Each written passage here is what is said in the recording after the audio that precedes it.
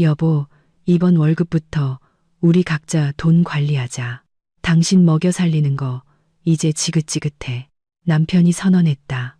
나는 기쁘게 동의했다. 그리고 늘 그렇듯 공짜로 배 터지게 먹으러 온 시댁 식구들이 부엌으로 들어섰을 때 그들은 눈앞의 광경에 경악하며 소리를 질렀다. 시작하기 전에 좋아요와 구독을 눌러주시면 감사하겠습니다. 그럼 편안하게 들어주세요. 지연은 아침 6시 알람 소리에 잠에서 깼다. 창밖은 아직 동이 트지 않았지만 아침에 서두르는 것을 좋아하지 않았다. 남편 민준을 깨우지 않으려 조용히 일어나 가운을 걸치고 욕실로 향했다. 차가운 물이 남아있는 잠기운을 완전히 쫓아냈다. 그녀는 32살이었고 그중 8년은 대형 물류회사에서 일했다. 평범한 코디네이터로 시작해 지금은 국제운송팀 과장직을 맡고 있었다. 월급은 500만 원에 분기별 보너스는 때때로 200만 원에 달했다. 컨테이너가 세관에 묶이거나 서류가 잘못 처리되거나 공급업체가 납기를 어기는 등 끊임없는 돌발 상황으로 신경이 많이 쓰이는 일이었다. 하지만 지연은 신속하게 결정을 내리고 어떤 상황에서든 해결책을 찾아내는 능력이 있었다. 부엌으로 가서 커피 머신을 켜고 냉장고에서 아침 식사 재료를 꺼냈다. 요리는 힘든 하루를 보낸 후 그녀가 긴장을 푸는 방법이었다. 손으로 채소를 썰거나 반죽을 섞는 동안 머리는 끝없는 전화와 이메일에서 벗어나 쉴 수 있었다.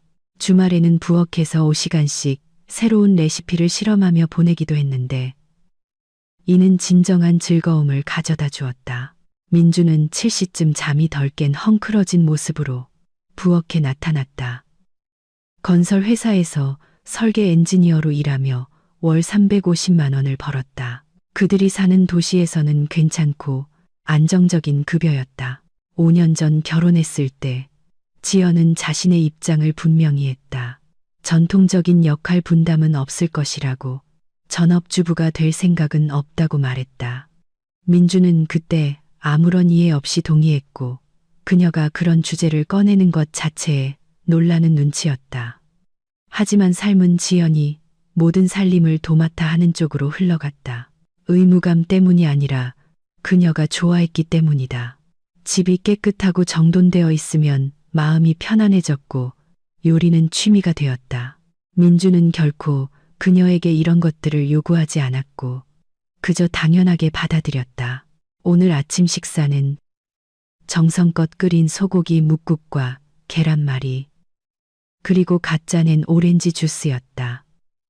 민주는 휴대폰으로 뉴스를 보며 말없이 밥을 먹었다. 지연은 커피를 다 마시고 남편을 바라보았다. 그는 생각에 잠긴 듯 보였지만 굳이 묻지 않았다. 누구나 각자의 생각이 있는 법이니까.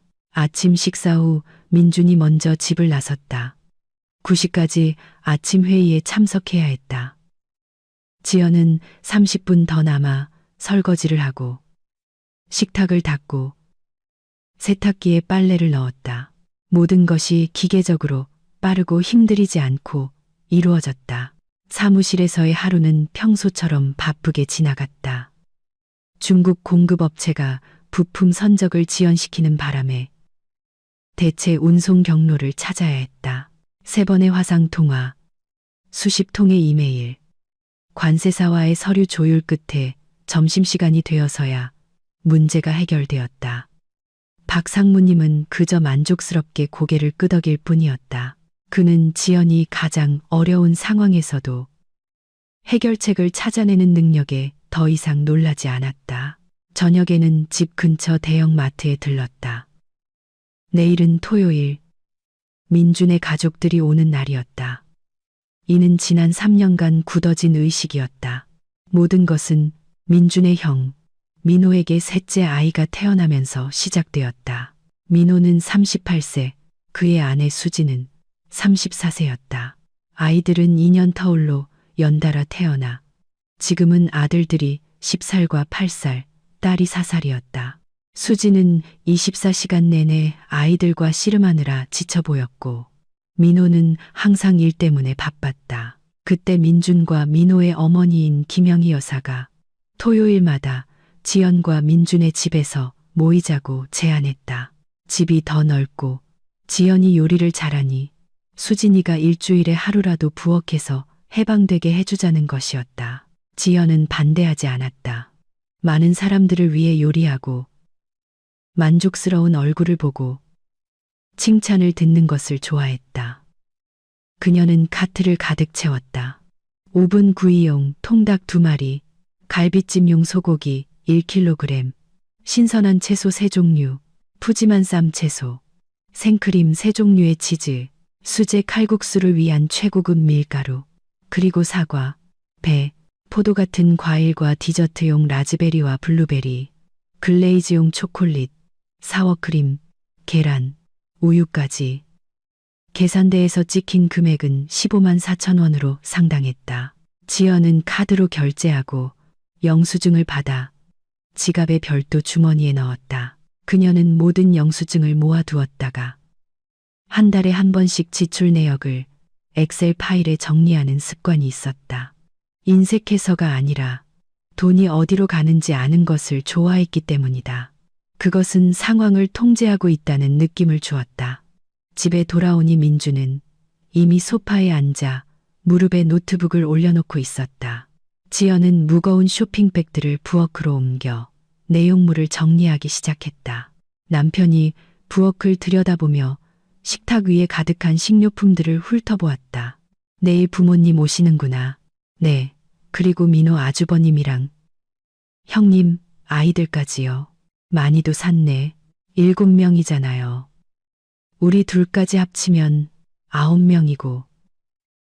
게다가 보통 남은 음식을 일주일치는 싸가시니까요. 민주는 고개를 끄덕이고는 다시 노트북으로 돌아갔다. 지연은 식료품을 찬장에 정리하며 머릿속으로 내일의 요리 계획을 세웠다. 먼저 닭을 오븐에 넣어야지. 2시간은 걸릴 테니까 닭이 익는 동안 갈비찜을 준비하고 그 다음엔 샐러드와 칼국수, 디저트 순서로 토요일은 이른 아침부터 시작되었다. 아침 8시. 지연은 이미 앞치마를 두르고 부엌에서 닭을 손질하고 있었다. 집중하는 데 도움이 되는 잔잔한 재즈 음악을 틀었다. 커다란 머그잔에 커피를 가득 따라 마시며 요리 과정에 몰두했다. 닭 속은 볶은 버섯과 양파, 치즈, 허브로 채웠다. 겉에는 향신료와 사워크림을 섞어 바른 뒤 호일로 감싸 오븐에 넣었다. 닭이 구워지는 동안 갈비찜을 준비했다.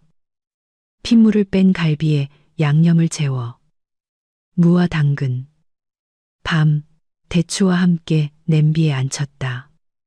지연은 빠르고 능숙하게 움직였다. 손이 모든 동작을 기억하고 있었다.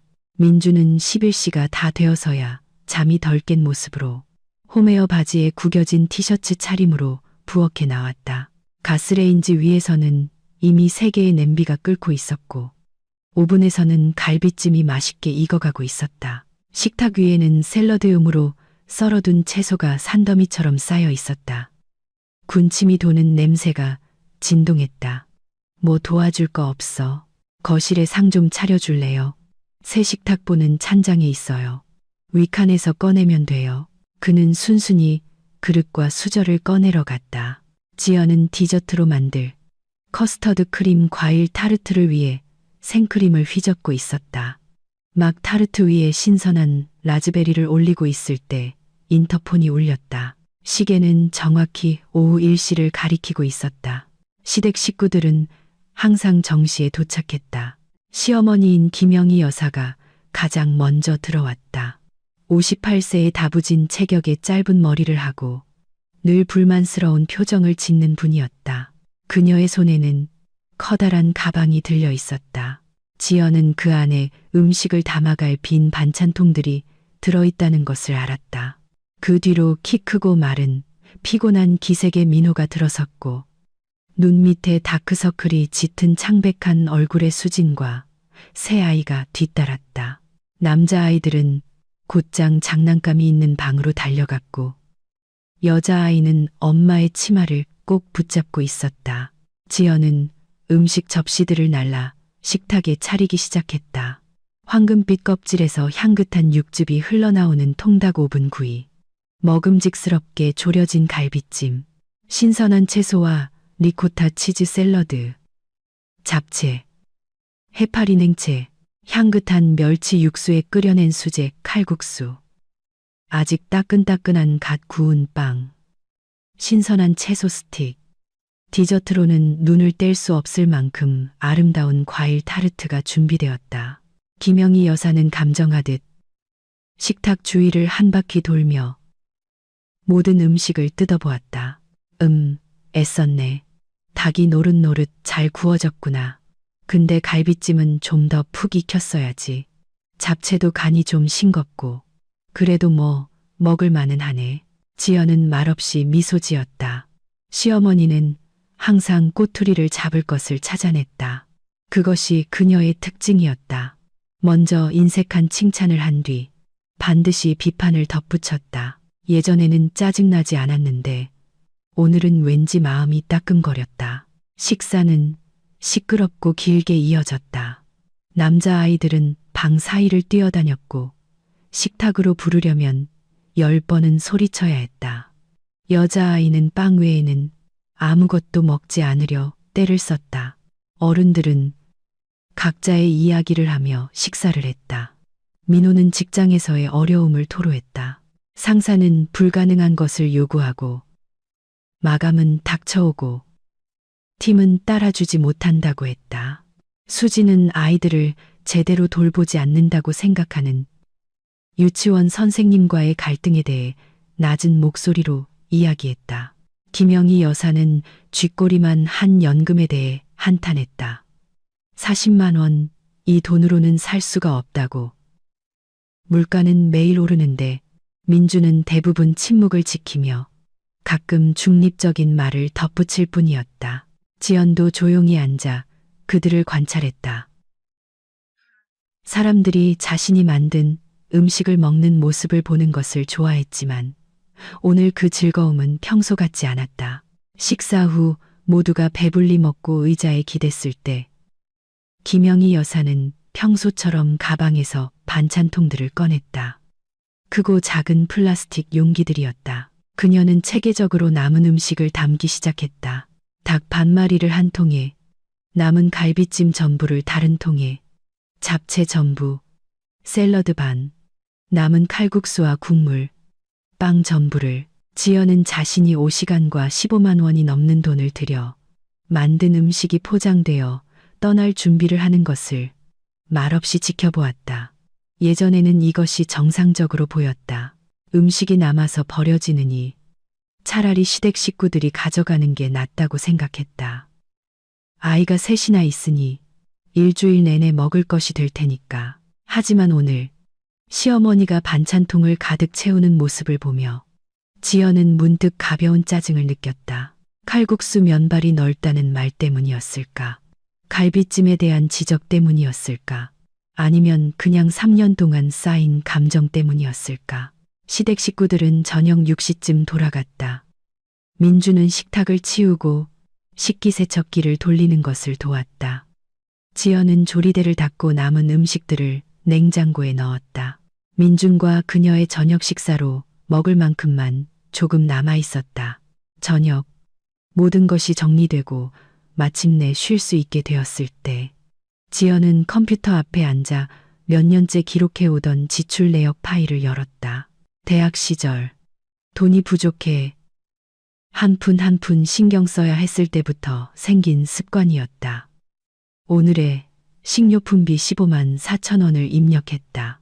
그러다 단순한 호기심에 이전 달의 시트를 열어 주말 식사 비용을 훑어보기 시작했다.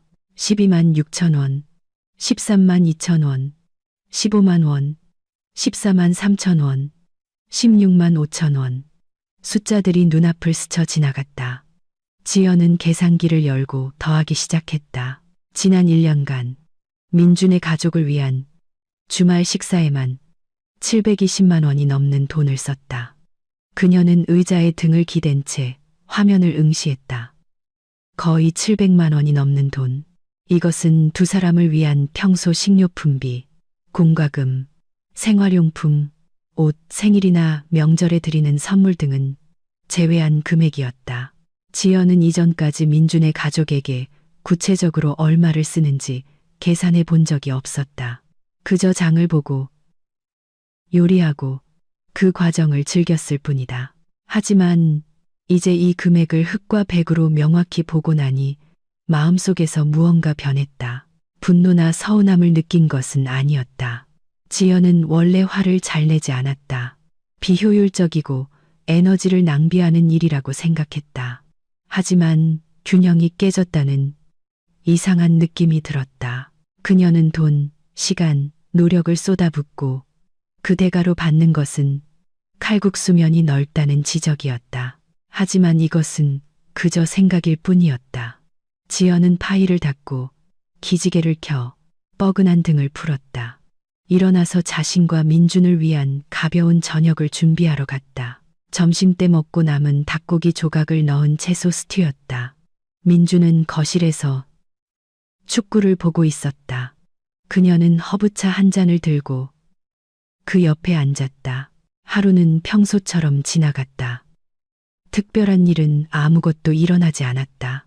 다음 주 지연은 민준이 어딘가 생각에 잠겨 있다는 것을 알아차렸다. 저녁에 퇴근하고 돌아와 말없이 저녁을 먹고는 휴대폰을 들고 앉아 미간을 찌푸리며 무언가를 오랫동안 읽었다.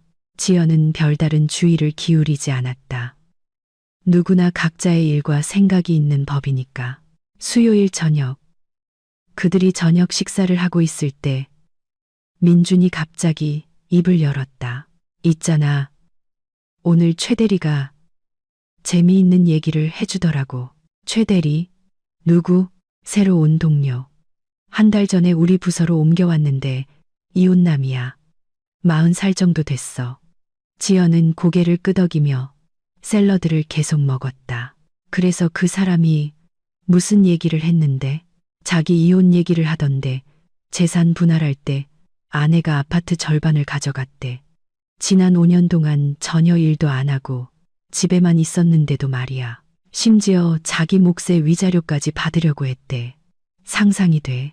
아이들 양육비도 아니고 자기를 위한 위자료를. 그럴 수도 있지. 그래서 말인데 그 사람 말이 가장 큰 문제는 공동생활비 통장을 썼다는 거래. 모든 돈을 한데 모아놨더니 이혼할 때 법원에서 아내가 절반의 권리가 있다고 판결했대. 지연은 접시에서 눈을 들어 남편을 바라보았다. 그 얘기를 당신한테 왜 하는 건데? 그냥 경험을 공유하는 거지. 만약 각자 돈 관리를 했다면 이혼이 더 간단했을 거래. 각자 자기 돈을 가지니까 아무런 요구도 할 수 없지. 그렇구나. 그 사람은 아예 요즘 부부들은 각자 돈 관리를 하는 게 낫다고 생각하더라고. 각자 책임지고 자기가 얼마를 어디에 쓰는지 아니까. 통제도 없고 다툼도 없고. 지연은 말없이 샐러드를 다 먹고 냅킨으로 입을 닦았다. 민준 씨, 나한테 하고 싶은 말이 있으면 그 동료 얘기로 돌려 말하지 말고 그냥 직접 해. 아니, 그냥 혼자 생각해 본 거야. 알았어. 그녀는 일어나서 자기 접시를 들고 부엌으로 갔다. 그가 직접 말할 준비가 되지 않았다면 억지로 캐물을 생각은 없었다. 지연은 짐작이나 암시를 좋아하지 않았다. 하고 싶은 말이 있으면 하겠지. 아니면 마는 거고. 다음 날 목요일. 민주는 또다시 생각에 잠긴 채 퇴근했다.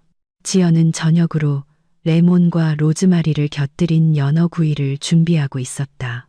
그는 부엌 식탁에 앉아 휴대폰을 들고 미간을 찌푸리며 무언가를 읽었다. 지연이 옆을 지나가며 그의 휴대폰 화면을 힐끗 보았다. 결혼 생활에서의 경제적 독립에 관한 어떤 기사였다. 그녀는 아무 말도 하지 않고 요리를 계속했다. 저녁 식사 후 민주는 거실로 갔고 그녀는 설거지를 했다. 창문 너머로 그가 소파에 앉아 노트북으로 검색창에 무언가를 입력하는 모습이 보였다. 지연은 남편이 무언가를 향해 가고 있다는 것을 알았다. 그의 머릿속에서 어떤 생각이 자라나고 있었고 곧 그것을 입 밖으로 낼 것이었다. 하지만 서두르게 할 생각은 없었다. 스스로 생각에 도달하고 그것을 말하게 내버려 둘 참이었다. 금요일은 평온하게 지나갔다. 지연은 서울 본사에 보낼 월간 보고서를 마감하느라 늦게까지 야근을 했다. 밤 10시쯤 피곤한 몸을 이끌고 집에 돌아왔다. 민주는 점심때 먹고 남은 그라탱을 데워주었다. 그들은 텔레비전 앞에서 말없이 식사를 하고 일찍 잠자리에 들었다. 토요일 아침은 다시 시댁 식구들을 맞이할 준비로 시작되었다. 지연은 8시에 일어나 커피를 마시고 신선한 생선을 사러 시장에 갔다. 구운 송어를 요리해 보기로 했다. 예전부터 크림 소스와 케이퍼를 곁들인 새로운 레시피를 시도해보고 싶었다. 시장 좌판 사이를 거닐며 가장 신선한 생선을 골랐다. 송어는 킬로그램당 45,000원으로 비쌌다.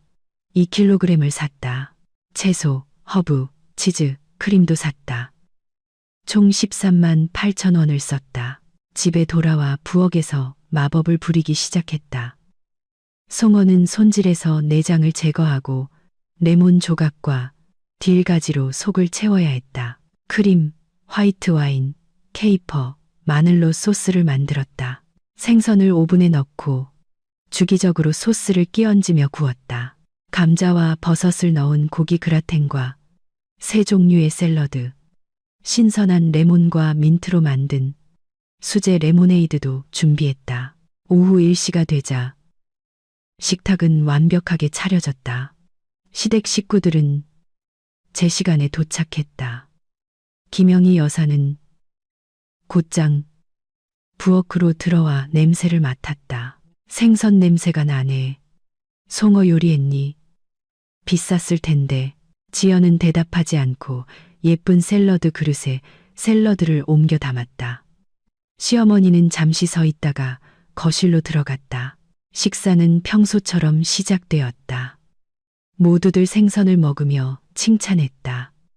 송어는 정말 훌륭했다. 부드럽고 촉촉하며 은은한 크림 맛이 일품이었다. 아이들도 양볼이 미어터져라 먹었다. 수지는 레시피를 물었다. 민호는 말없이 먹었지만 만족한 표정이 역력했다.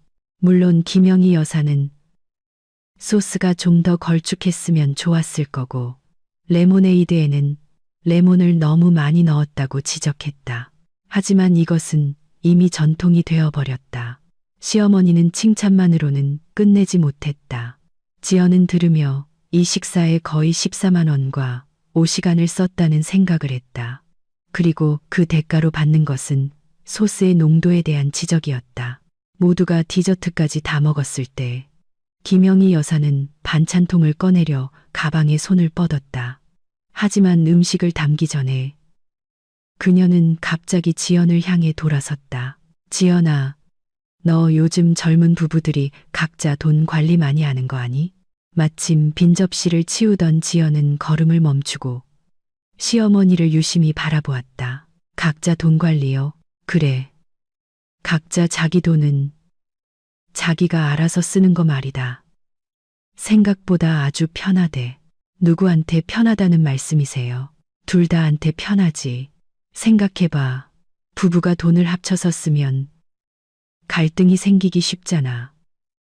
한 사람은 더 많이 쓰고 다른 사람은 덜 쓰고 그럼 불만이 생기기 시작하는데 각자 관리하면 각자 책임지니까 싸울 일이 없지. 지연은 천천히 접시 더미를 식탁에 내려놓았다. 어디서 그런 글을 읽으셨어요? 인터넷에서. 요즘 결혼 생활에서의 경제적 독립에 대한 글이 많더라고. 내가 하나 민준이한테 보내줬는데 읽어봤다더라. 그렇지, 아들. 식탁 다른 쪽 끝에 앉아있던 민주는 얼굴을 붉히며 고개를 끄덕였다. 지연은 말없이 미소 지었다. 머릿속이 차갑고 명확해졌다. 그녀는 순식간에 모든 그림을 이해했다. 김영희 여사가 민준에게 아이디어를 던져주었다. 그는 그 아이디어를 곱씹으며 이혼한 동료와 상담하고 기사를 읽었다. 그리고 지금 시어머니는 상황을 진전시키기 위해 모두 앞에서 이 주제를 꺼낸 것이다. 그렇군요. 지연은 겨우 이 한마디를 했다. 김영희 여사는 며느리가 반대하지 않는 것에 고무되어 말을 이었다. 내가 아주 똑 부러지는 글을 하나 읽었는데 거기서는 공동생활비 통장이 구시대의 유물이라고 하더구나. 예전에는 여자들이 일을 안 하고 집에만 있으니까 돈을 한데 모았던 거고 지금은 다들 일하잖니. 그럼 각자 경제적으로 독립해야지. 이게 요즘 방식이야. 알겠니? 충분히 요즘 방식이네요. 지연이 동의했다. 시어머니는 더 큰 열정을 기대했지만 멈추지 않고 계속했다. 지연이 너도 일하고 돈 벌잖아. 그럼 민준이랑 한번 해보는 게 어때? 각자 자기 돈은 자기가 쓰는 거야. 누구한테 보고할 필요도 없고 자유롭잖아. 지연은 고개를 끄덕이고는 접시를 들고 부엌으로 향했다. 등 뒤로 김영희 여사가 만족스러운 표정으로 반찬통에 음식을 담기 시작하는 소리가 들렸다. 송어 반 마리, 그라탱 전부, 샐러드 3개 중 2개, 레모네이드 전부. 민혼의 가족을 위한 일주일치 식량이었다. 시댁 식구들은 저녁 늦게 돌아갔다.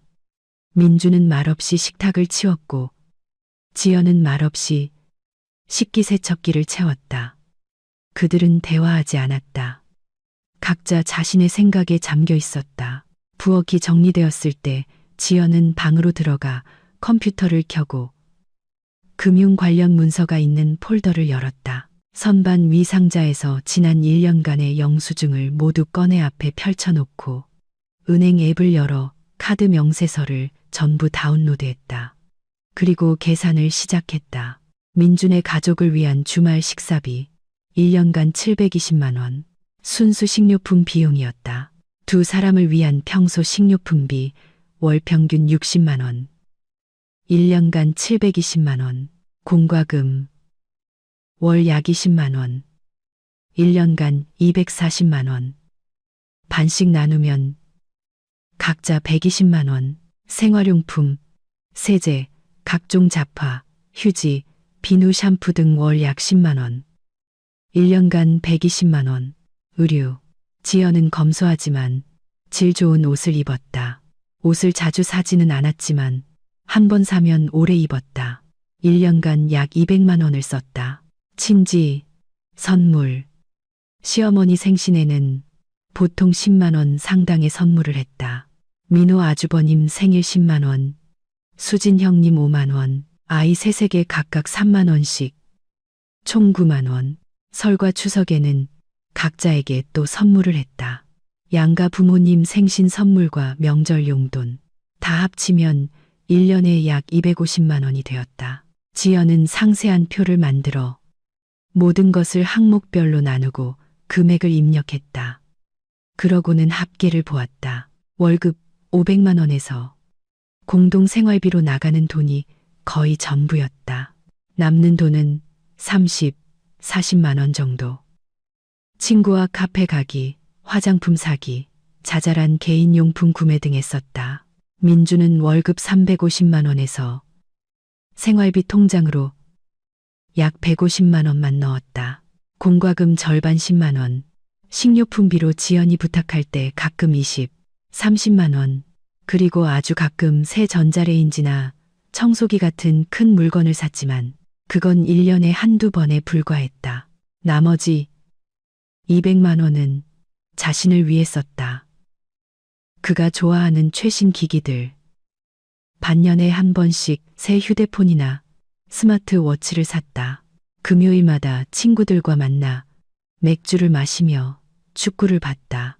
그런 저녁은 한 번에 5만 원 정도 들었다. 그리고 연금이 바닥났다며 수시로 돈을 달라고 하는 어머니를 돕는 데도 썼다. 약값, 베란다 수리비, 혹은 그냥 돈이 없다는 이유로 지연은 표를 저장하고 노트북을 닫았다. 일어나 기지개를 켜고 부엌으로 가 민트차를 우렸다. 창가에 앉아 도시의 야경을 바라보았다. 각자 돈 관리, 요즘 방식, 각자 책임지기, 흥미로운 생각이었다. 특히 그녀가 이제 안에 정말로 동의했을 때 민준이 얼마나 버틸지 보는 것은 더 흥미로울 것이다. 지연은 차를 한 모금 마시며 픽 웃었다. 그녀는 화나거나 서운하지 않았다. 그저 이제부터 재미있는 실험이 시작될 것이고 그 실험의 결과는 매우 의미심장할 것이라고 생각할 뿐이었다. 다음 주 민주는 더욱 생각에 잠긴 듯 보였다. 몇 번이나 무언가 말을 하려다 그만두었다. 지연은 마치 중요한 행동을 앞둔 실험 대상을 관찰하는 과학자처럼 호기심을 갖고 그를 지켜보았다. 화요일 저녁, 그는 다시 동료 최대리 이야기를 꺼냈다. 있잖아, 최대리가 오늘 배우자의 경제적 독립에 대한 글을 보여줬는데 아주 설득력 있더라. 부부가 돈을 같이 쓰면 종종 한쪽이 이용당하고 있다는 느낌을 받기 시작한대. 한 사람은 벌어서 가족을 위해 쓰는데 다른 한 사람은 그냥 그걸 이용하기만 하는 거지. 지연은 샐러드에 넣을 토마토를 썰며 도마에서 눈을 떼지 않았다. 우리 사이에 그런 감정이 있었어. 아니, 없었지. 하지만 이론적으로는 생길 수도 있잖아. 이론적으로는 많은 일이 일어날 수 있지. 현실적으로 뭐가 문제인데. 민주는 말을 멈췄다. 지연은 그가 말을 이어가고 싶어 하지만 어떻게 해야 할지 모른다는 것을 알았다. 그녀는 도와주지 않았다. 스스로 생각을 정리해서 말하게 내버려 뒀다. 수요일, 그는 평소보다 일찍 퇴근했다. 지연은 공급 업체와의 회의 때문에 아직 돌아오지 않았다. 그녀가 저녁 8시쯤 도착했을 때 민주는 소파에 노트북을 들고 앉아 명백히 무언가를 기다리고 있었다. 지연은 마늘과 함께 볶은 새우와 밥으로 간단한 저녁을 준비했다. 그들은 말없이 식사를 했다. 그 후 그녀는 샤워를 하러 갔다. 샤워를 마치고 나왔을 때 민주는 여전히 소파에 앉아 있었지만 노트북은 없었다. 그저 앉아서 손으로 쿠션을 만지작거리고 있었다. 지연아, 우리 얘기 좀 해야겠어. 그녀는 맞은편 안락의자에 앉아 가운을 여몄다. 머리카락은 아직 샤워 후 젖어 있었다. 남편을 조용히 바라보며 기다렸다. 있잖아, 내가 최근에 우리 삶에 대해, 우리가 어떻게 사는지, 그리고 돈 문제에 대해서도 많이 생각해 봤어. 지연은 침묵했다. 그리고 말이야, 우리 예산 관리 방식에 변화를 좀 줘야 할 것 같아. 어떤 변화? 민주는 침을 삼키고 미간을 문질렀다. 지연은 그가 긴장했을 때 나오는 이 버릇을 알고 있었다. 내 생각엔 우리 각자 돈 관리를 시작해야 할 것 같아. 그게 더 요즘 방식이고 올바른 것 같아. 각자 책임지고 자기 돈은 자기가 알아서 쓰는 거지. 이게 수많은 잠재적 갈등을 없애줄 거야. 우리 돈 문제로 갈등이 있었어? 아니, 하지만 미래에는 생길 수도 있잖아. 그렇구나. 그러니까 넌 아직 없지만 이론적으로 생길 수도 있는 갈등을 막기 위해 각자 돈 관리를 하자는 거네. 민주는 말을 더듬었다. 그렇지. 게다가 자유롭잖아. 각자 자기 돈을 마음대로 쓰니까. 누구한테 보고할 필요도 없고 내가 언제 당신한테 보고하라고 요구한 적 있어? 아니, 그럼 그 자유는 왜 필요한 건데? 민주는 잠시 침묵하더니 마치 마음이 바뀔까 두려운 듯 빠르게 내뱉었다. 여보, 이번 월급부터 우리 각자 돈 관리하자. 당신 먹여 살리는 거 이제 지긋지긋해. 침묵이 흘렀다. 지연은 표정 변화 없이 남편을 바라보았다. 마음속에는 서운함도 분노도 놀라움도 없었다. 그저 차가운 이해만이 존재했다. 마침내 올 것이 왔다. 민주는 몇 주 동안 그를 괴롭히던 말을 뱉어냈다. 그녀는 천천히 미소 지었다. 민주는 폭발을 예상하며 긴장했다. 아주 좋은 생각이야. 지연이 차분하게 말했다. 뭐라고? 아주 좋은 생각이라고. 당신 제안에 전적으로 찬성이야. 민주는 어안이 벙벙했다. 그의 눈이 동그래졌다. 당신 동의하는 거야. 물론이지. 각자 돈 관리는 정말 요즘 방식이고 올바른 거야.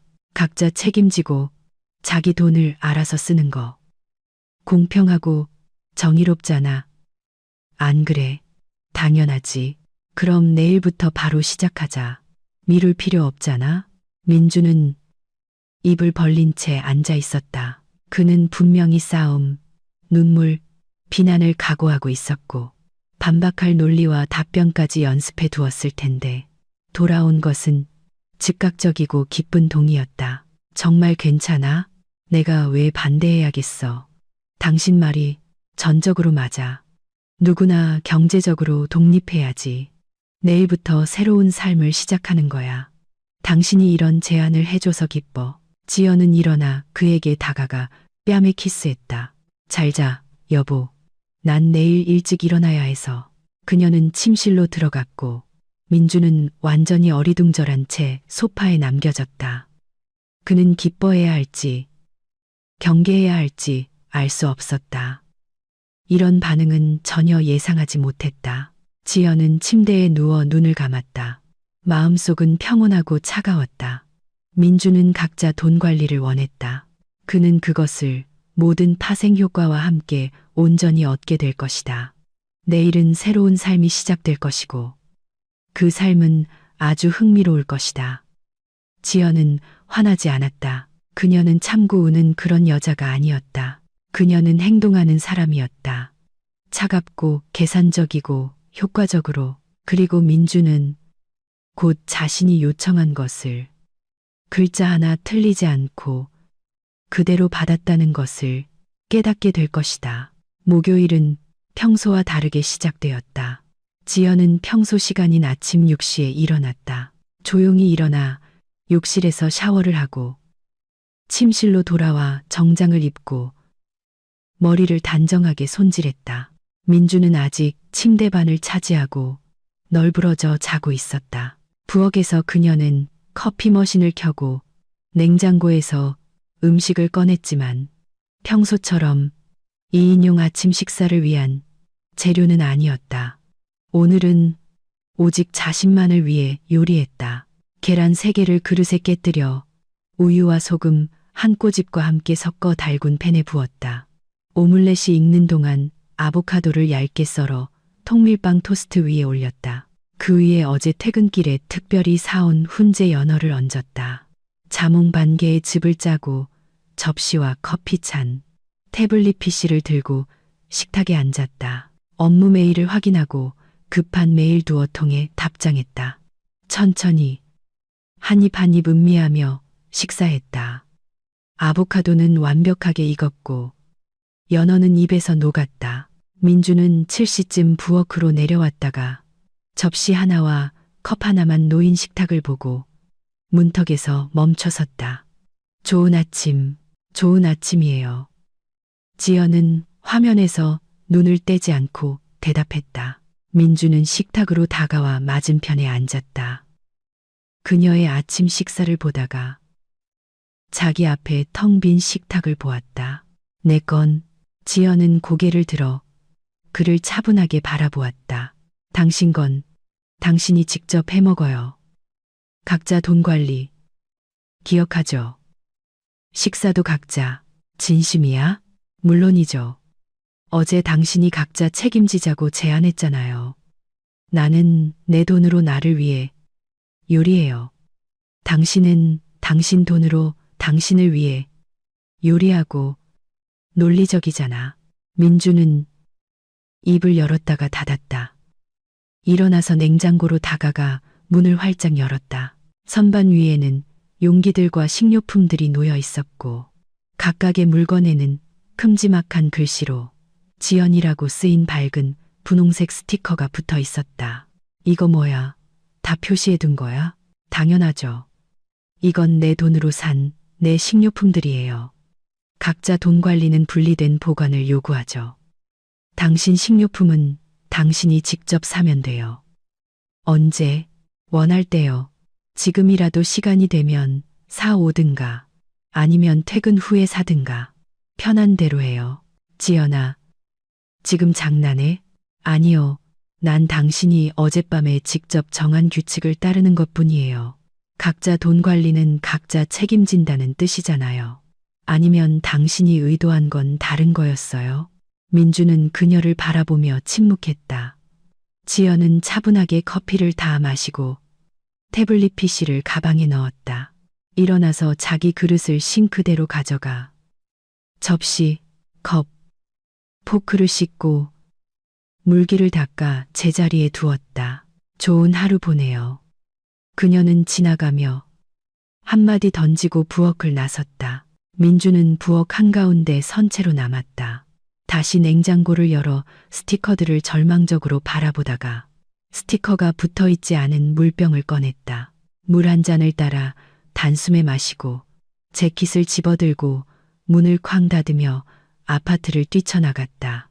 지연은 주차장에서 차에 앉아 문 닫는 소리를 듣고 피구섰다. 시동을 걸고 회사로 향했다. 근무일은 평소처럼 흘러갔다. 문제는 많지 않았고 모든 것이 신속하게 해결되었다. 점심시간에 지연은 사무실 근처의 괜찮은 카페에 가서 타이거 새우 샐러드와 화이트 와인 한 잔을 주문했다. 35,000원을 썼지만 한치의 후회도 없었다. 음식은 훌륭했다. 점심 식사 후 휴대폰에 은행 앱을 켜서 새로운 적금 계좌를 만들었다. 비상금이라고 이름 붙이고 월급의 3분의 1인 150만 원을 이체했다. 이것은 만약을 위한 그녀의 개인적인 안전망이 될 것이다. 민주는 이 계좌에 대해 몰랐고 알 필요도 없었다.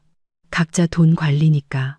저녁에 지연은 대형마트에 들러 카트를 끌고 천천히 매대를 둘러보며 식료품을 골랐지만 평소 가족을 위해 사던 것들은 아니었다. 오늘은 오직 자신이 좋아하는 것들만 담았다. 민준이 고무 같다고 질색하던 킹크랩 새우 1kg에 6만 원. 민준이 맛없는 풀이라고 부르며 먹기를 거부하던 잘 익은 아보카도 5개. 민준이 냄새만 맡아도 얼굴을 찌푸리던 비싼 프랑스산 블루치즈 400g에 2만 5천 원. 신선하고 예쁜 도미필레 킬로그램당 4만 원. 1.3kg을 샀다. 초록색 아스파라거스 한 묶음 1만 2천 원. 신선한 라즈베리와 블루베리 작은 팩 각각 8천 원. 벨기에산 판 초콜릿 3종류 각각 1만 원. 괜찮은 화이트 와인 한 병 4만 원. 그녀가 가장 좋아하는 품종의 커피 캡슐 한 팩이만 8천 원. 비싼 냉합착 올리브 오일 2만 원. 파르메산 치즈 한 덩이 1만 8천 원. 그 외에 신선한 채소, 허브, 과일, 고급 브랜드의 요거트, 유리병에 든 미네랄 워터도 샀다. 계산대에서 나온 금액은 23만 7천 원으로 상당했다. 지연은 망설임 없이 결제했다. 이것은 그녀의 돈이고 그녀는 자신을 위해 쓰는 것이다. 약속한 대로 집에는 민준이 이미 와 있었다. 그는 어두운 얼굴로 소파에 앉아 휴대폰을 보고 있었다. 지연은 무거운 쇼핑백을 들고 그를 지나쳐 부엌으로 갔다. 그는 도와주러 일어나지도 않았다. 그녀는 쇼핑한 물건들을 정리하기 시작했다.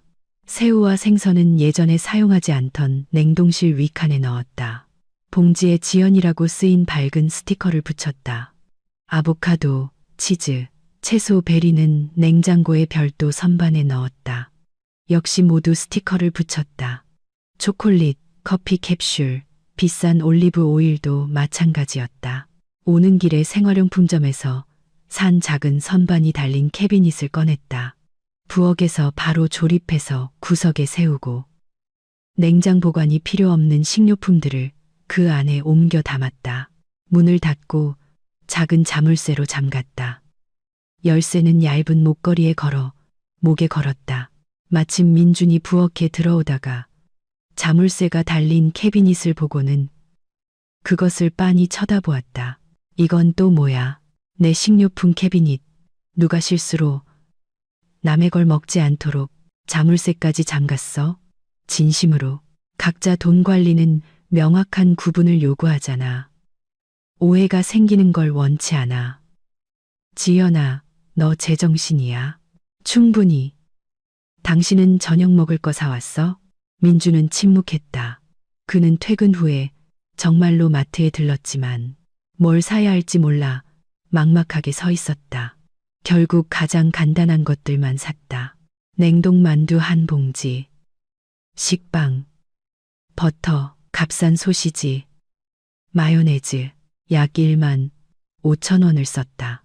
그 모든 것이 지금 냉장고 맨 아래 칸에 초라하고 외롭게 놓여 있었다.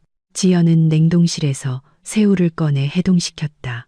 새우가 녹는 동안 아보카도, 방울토마토, 양상추를 썰고 루꼴라를 더했다. 새우는 올리브 오일에 마늘과 레몬즙을 넣고 볶았다. 양상추 위에 올리고 아보카도와 토마토를 얹었다. 올리브 오일, 레몬즙, 머스터드로 만든 소스를 뿌리고 파르메산 치즈를 갈아 얹었다. 화이트 와인 한 잔을 따르고 샐러드를 쟁반에 담아 헤드폰으로 음악을 켜고 식탁에 앉아 저녁 식사를 시작했다. 한 입 한 입 음미하며 민주는 가스레인지 앞에서 자기 만두를 삶고 있었다. 끓는 물에 만두를 넣고 저어주다가 멍하니 끓는 냄비를 바라보았다. 10분 후 그는 국자로 만두를 건져냈다. 너무 익어서 만두피는 흐물흐물해지고 서로 들러붙어 있었다. 그는 그 죽 같은 것을 접시에 담고 마요네즈를 뿌렸다. 포크를 들고 거실 텔레비전 앞에 앉아 고무 같은 밀가루 덩어리를 씹으며 말없이 먹었다. 지연은 샐러드를 다 먹고 자기 그릇을 씻었다. 그의 더러운 냄비, 국자, 접시는 싱크대에 그대로 두었다. 책을 들고 거실로 가 안락의자에 자리 잡았다. 민주는 그녀를 한 번 보고 자기 빈 접시를 보고 더러운 그릇이 쌓인 싱크대를 보고는 일어나 설거지를 하러 갔다. 15분 동안 덜그럭거리며 낮은 목소리로 욕설을 내뱉었다. 돌아와서는 소파에 털썩 주저앉아 휴대폰에 코를 박았다. 그들은 늦게 잠자리에 들었다. 각자 침대 반대편에 누워 서로 등을 돌린 채 금요일은 같은 시나리오로 시작되었다. 지연은 베리와 견과류를 곁들인 오트밀과 갓 짜낸 주스, 커피로 아침을 준비했다. 민주는 부엌에 나와 그녀의 접시를 보고 냉장고를 들여다보았다. 그의 식료품인 식빵, 버터, 소시지가 아래 칸에 놓여 있었다.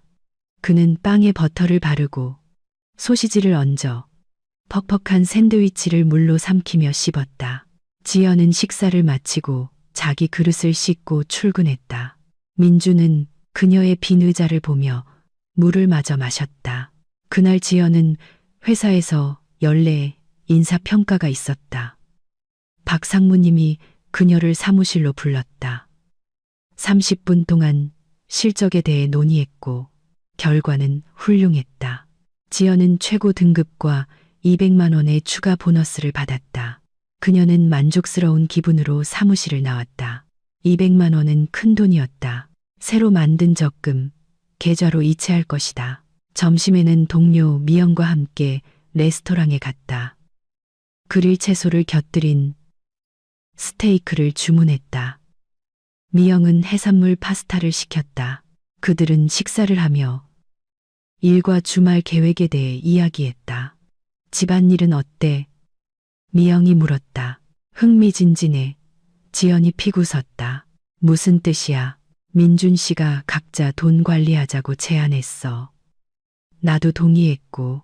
미영은 파스타를 먹다 사례가 들려 기침을 했다. 뭐, 각자 돈 관리. 응, 어제부터 각자 책임지기로 했어. 그래서 어때? 최고야. 난 나 자신을 위해서만 요리하고 내 식료품만 사. 그 사람도 마찬가지고 얼마나 버틸지 두고 봐야지. 미영이 웃음을 터뜨렸다. 너 진짜 독하다. 맘에 드네. 그 사람 얼마나 버텼는데. 이틀째. 어제는 불어터진 만두로 저녁 때웠고 오늘 아침엔 값싼 소시지로 만든 퍽퍽한 샌드위치를 먹었어. 너는?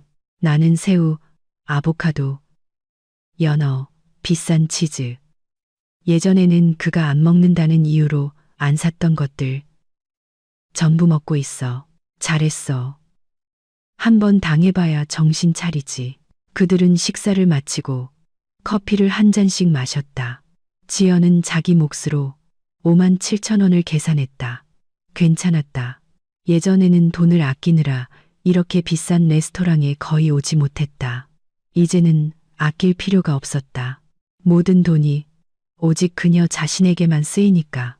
저녁에 그녀는 다시 마트에 들러 신선한 굴을 샀다. 항상 집에서 요리해보고 싶었다. 비싼 프랑스 바게트, 까망베르, 무화과, 꿀도 샀다. 8만 2천 원을 썼다. 집에 돌아오니 민주는 배고프고 화난 얼굴로 소파에 앉아 있었다. 그는 구내식당에서 6천 원짜리 돈가스로 점심을 때웠다. 맛없고 기름지고 속이 더부룩했다. 점심 식사 후 내내 배가 아팠다. 지연은 쇼핑백을 들고 부엌으로 갔다. 민주는 그녀를 눈으로 달았지만 자리에서 움직이지 않았다. 그녀는 자신을 위한 저녁을 준비하기 시작했다. 역시 새로 산 굴 전용 칼로 굴을 열었다. 얼음을 채운 접시에 올리고 레몬즙을 뿌렸다. 바게트는 얇게 썰어 오븐에 살짝 구웠다. 까망베르는 접시에 담고 옆에 무화과와 꿀을 곁들였다. 화이트 와인 한 잔을 따라 부엌 식탁에 앉아 잔잔한 음악을 틀었다. 굴을 맛보았다. 부드럽고 바다 맛이 났다. 와인으로 입가심했다. 완벽했다. 민준이 부엌에 들어와 그 광경을 보았다. 얼음 위에 굴, 치즈, 와인잔, 그리고 자신은 배가 고팠다. 냉장고에는 이미 질려버린 식빵과 소시지뿐이었다. 지연아, 그녀는 접시에서 눈을 들었다. 응, 이제 그만하면 안 될까? 뭘 그만해? 이거 전부 각자 돈 관리하는 거. 예전처럼 돌아가자. 민준 씨, 이제 겨우 이틀 지났어. 당신이 직접 제안한 거잖아. 요즘 방식이고 올바르다고 했으면서 네가 이렇게까지 문자 그대로 받아들일 줄은 몰랐어. 그럼 어떻게 받아들여야 했는데? 당신이 각자 돈 관리하자고 했고 나는 동의했어. 이제 우린 각자 돈 관리하는 거야. 각자 책임지는 거지. 내 뜻은 그게 아니었어. 그럼 당신 뜻은 뭐였는데? 민주는 입을 열었다가 닫았다. 대답할 말을 찾지 못하고 몸을 돌려 부엌을 나갔다. 지연은 와인을 다 마시고 굴을 다 먹었다. 자기 그릇을 씻고 거실로 가드라마를 켰다. 민주는 소파에 앉아 어둡고 배고픈 표정을 하고 있었다. 그러다 일어나 부엌으로 갔다. 그녀는 그가 거기서 무언가를 볶는 소리를 들었고 타는 냄새가 났다. 20분 후 그는 숯덩이에 가까운 계란 프라이 접시를 들고 돌아왔다. 얼굴을 찌푸리며 먹기 시작했다. 토요일. 평소 같으면 지연이 일찍 일어나 시댁 식구들을 맞이할 준비를 시작하는 날이었다. 하지만 오늘 그녀는 십시에 일어나 침대에서 휴대폰을 보며 소셜 미디어 피드를 훑었다. 서두를 필요가 없었다. 민준도 11시가 다 되어서야 늦잠에서 깼다. 거실로 나와 기지개를 켜고 하품을 했다. 그러다 문득 생각났다. 지연아, 오늘 부모님 오시는 날이잖아. 지연은 소파에 누워 책을 읽고 있었다. 응, 기억해. 당신 요리할 거야? 아니, 민주는 방 한가운데서 얼어붙었다. 안 한다니, 무슨 말이야? 그렇게 해. 각자 돈 관리하잖아. 난 손님들 요리는 안 해.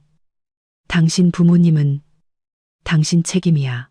식사 대접하고 싶으면 직접 요리하든가 아니면 배달 음식을 시키든가 해. 지연아, 이럴 순 없어. 왜 안 돼? 당신 가족이잖아.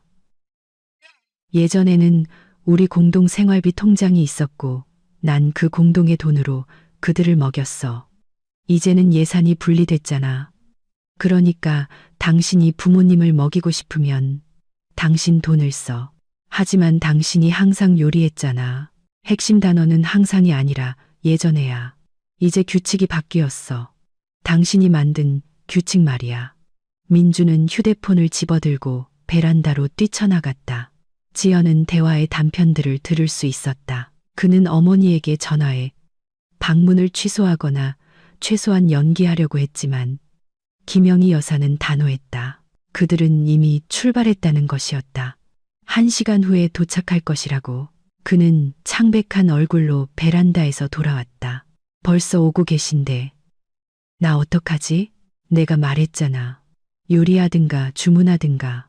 아직 시간 있어. 지연아, 제발 조언이라도 해줘.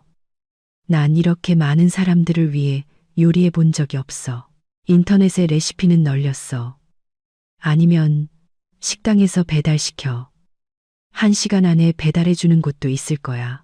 그건 비싸잖아. 직접 요리하는 게 더 싸지. 선택해. 민주는 잠시 아파트 안을 서성이다가 재킷을 집어들고 문 밖으로 뛰쳐나갔다. 지연은 현관문이 쾅 닫히는 소리를 들었다. 그리고 그의 차 시동 거는 소리가 들렸다. 그녀는 태연하게 책을 계속 읽었다. 40분 후 민주는 거대한 쇼핑백들을 들고 돌아왔다. 부엌으로 뛰어들어가 정신없이 내용물을 식탁 위에 쏟아냈다. 슈퍼마켓에서 산 플라스틱 용기에 담긴 기성품 샐러드, 냉동 피자 3판, 냉동 치킨 윙, 냉동 감자튀김, 포장된 롤초밥, 조각 케이크. 그는 오븐을 최고 온도로 켜고 모든 것을 닥치는 대로 집어넣기 시작했다. 피자는 한 판에, 치킨 윙은 다른 판에, 감자는 3번째 판에, 모든 것을 동시에. 지연은 물을 마시러 부엌에 들어왔다가 이 난장판을 보고 피굽고는 나갔다. 민주는 팽이처럼 빙빙 돌며 오븐을 열었다. 닫았다 했다. 어떤 것은 타버렸고 어떤 것은 익지 않은 채로 남아 있었다. 정확히 오후 1시에 초인종이 울렸다. 지연이 문을 열었다. 문 앞에는 빈 반찬통이 든 가방을 든 김영희 여사와 민호, 수진, 그리고 새아이가 서 있었다. 시어머니가 들어오며 코를 킁킁거렸다. 냄새가 좀 이상하네. 지연아, 뭐 요리했니? 아무것도 안 했어요. 안녕하세요. 들어오세요. 김영희 여사는 며느리를 이해할 수 없다는 듯이 쳐다보며 거실로 들어갔다. 책을 들고 다시 소파에 앉은 지연을 보았다. 너 손님들이 왔는데 토요일에 책이나 읽고 있는 거니? 네, 읽고 있어요. 재미있는 책이거든요. 들어와서 앉으세요. 시댁 식구들은 거실로 들어가 소파에 앉았다. 아이들은 곧장 장난감이 있는 방으로 달려갔다. 민호와 수지는 서로를 쳐다보았다.